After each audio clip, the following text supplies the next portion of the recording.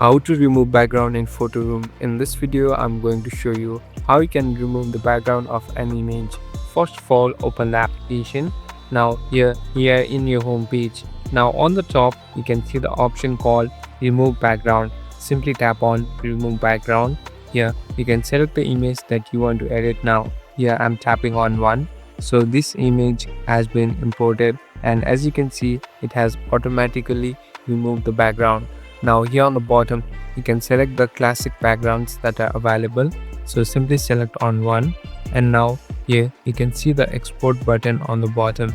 Simply tap on this export button. So you'll be able to export this and you'll be able to keep it wherever you want. Thank you for watching this video. I hope this video will help you.